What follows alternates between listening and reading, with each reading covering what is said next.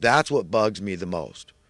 Okay, that picks on people. It's very discriminating. It's very biased.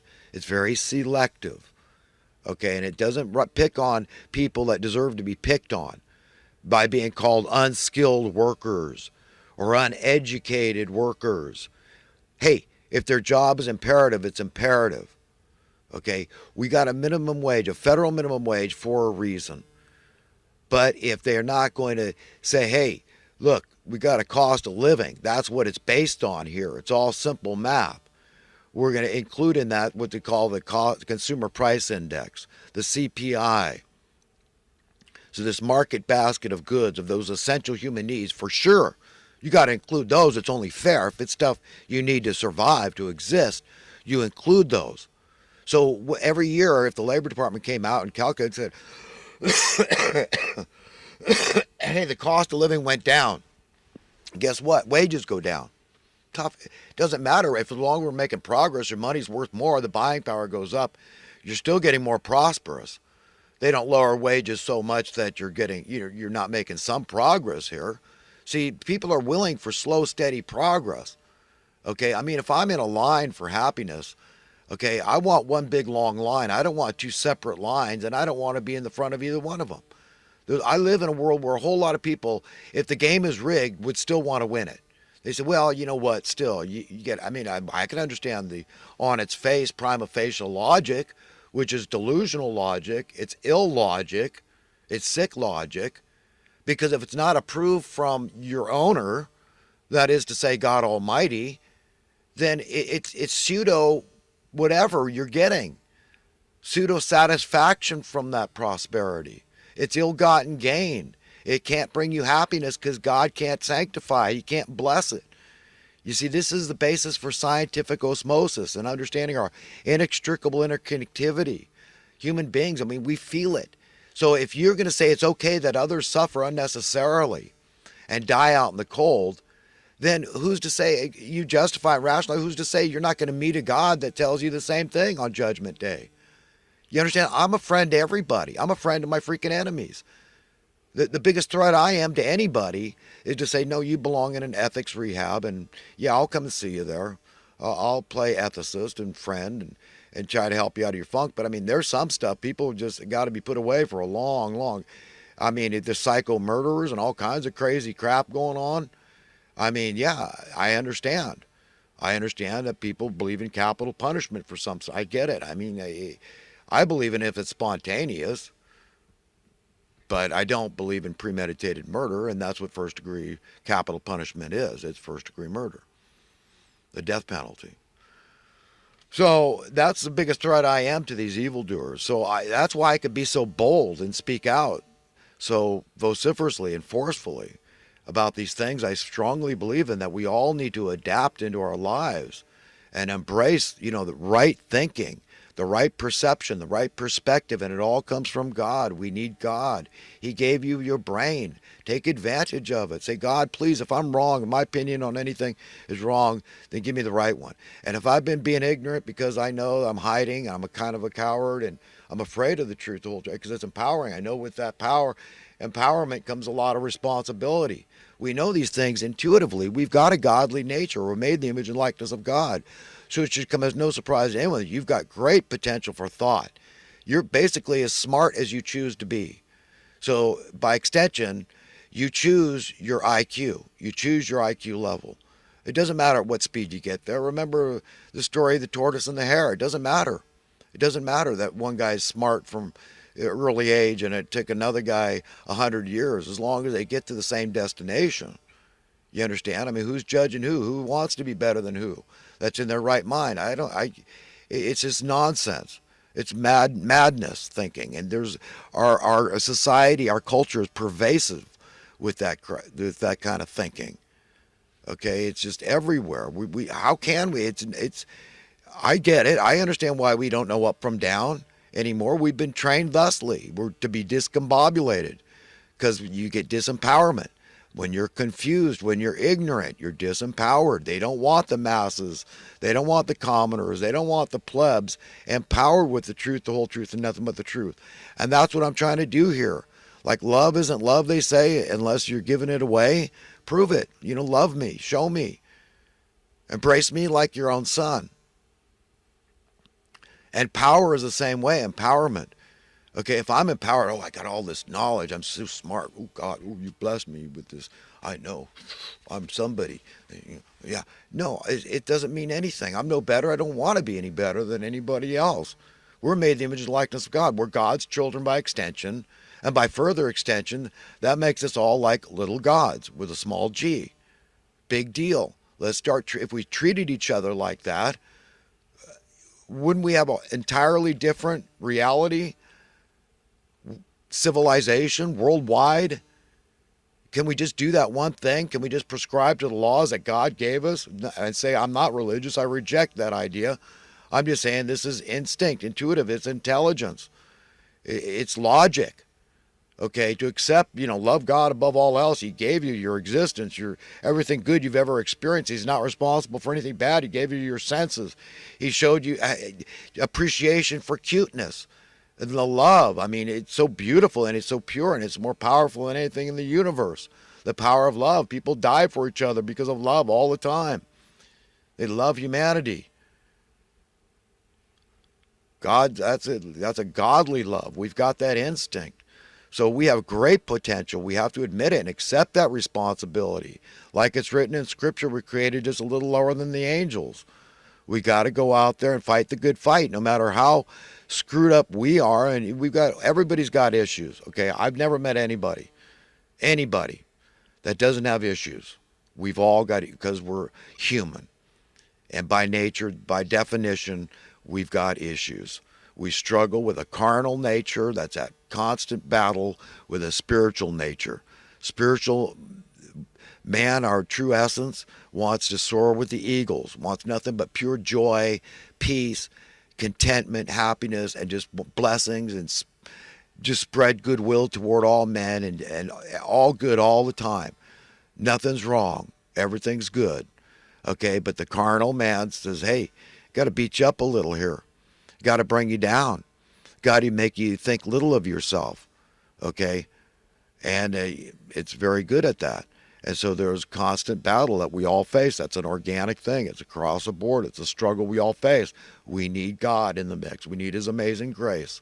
When we can't forgive ourselves, and there's stuff I can't seem to.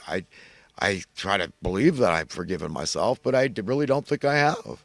But it's important to remember that God does those things, and that's why I can turn to God when I can't. What's wrong with me, God? Why don't I love myself more? Why can't I like myself? I'm a nice guy. I want to be a puppy dog among men, the nicest guy I ever met. And I got a lot of competition because I've met some really nice guys I really like and love a lot. I want to be, I don't want them to beat me in a nice guy contest here. That's who I really want to be. So why do I deserve to be metaphorically slashing my wrist, self-flagellating? Why do I want to bring myself down? Okay, and then the carnal man. I mean, this is something we all have to face. So I don't feel like it's picking on me. Okay, it's just a pain in the rump. It's sin, and it has to go. Okay, and that's the whole idea, is that eventually, if you trust in God even a little, that's a little bit, a tiny bit of faith, then He's going to lead you into those pure, clean, cool waters that He wants us swimming in. What makes sense? What's logical for His children? What do our parents want? What do the crappiest parents want for their kids? Only the best. No burden, no pain, nothing difficult, only fun all the time. Everything you do of your own free will and accord. We're built to serve. We are not content unless we feel useful. Okay, because if we're not useful to our fellow human beings, by default position, we are useless to our fellow human beings. Tell me, who in their right mind, right mind, wants to be useless to their fellow human being? I strongly contend nobody.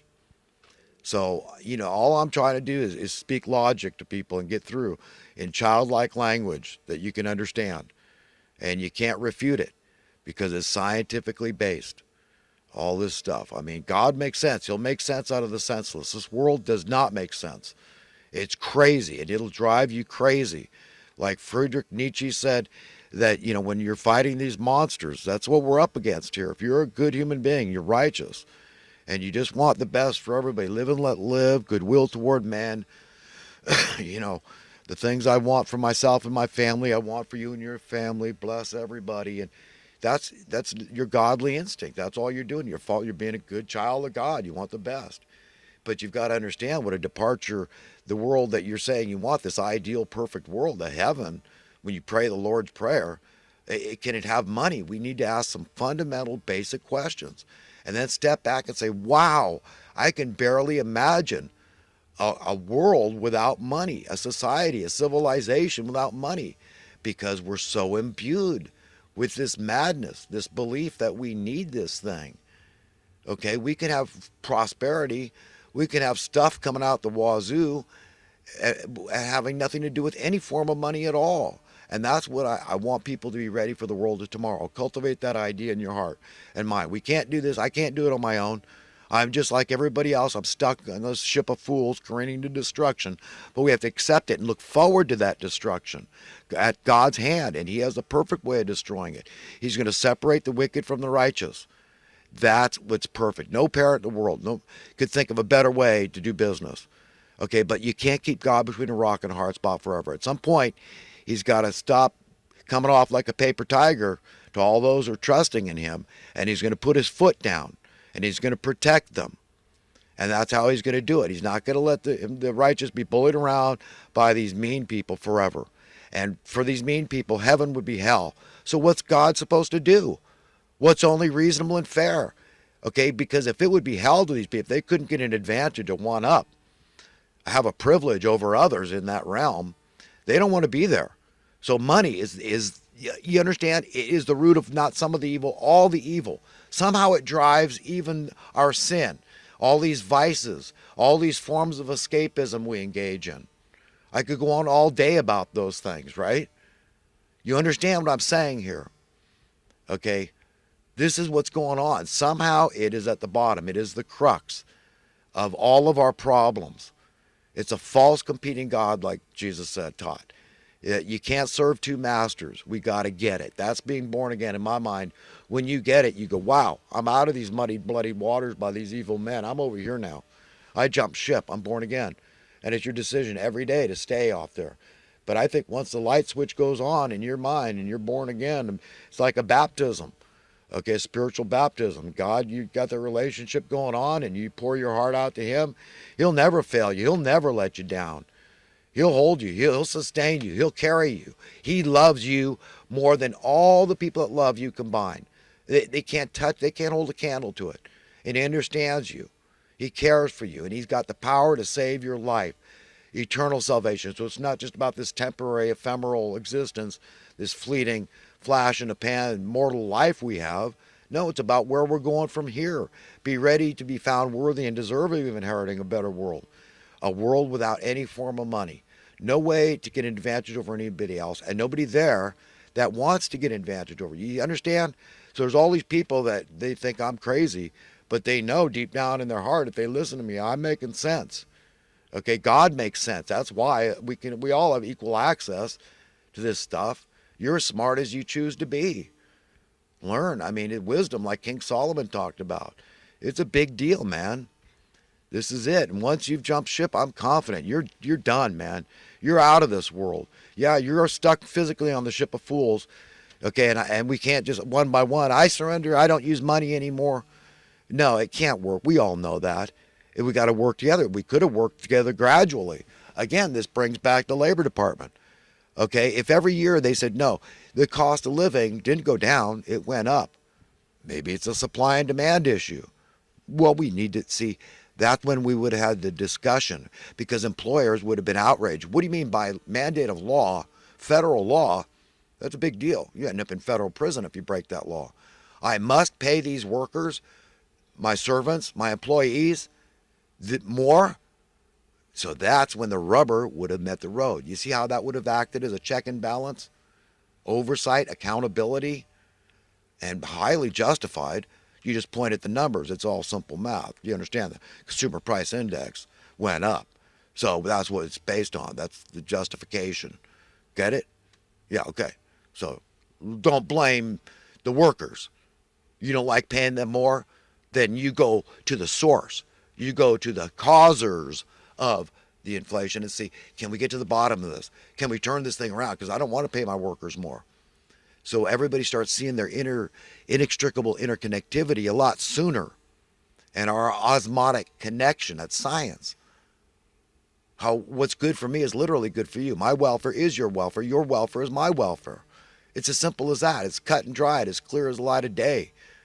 It's child's play. How intellectual do you have to be to understand that truth? But yet we do. We're very divided in our culture. And these top politicians, they're culpable. The money printers are culpable. The Labor Department's culpable. They're all in on this, conspiring against the best interest of the American people, telling us higher housing prices are good. Could you imagine if they told us higher food prices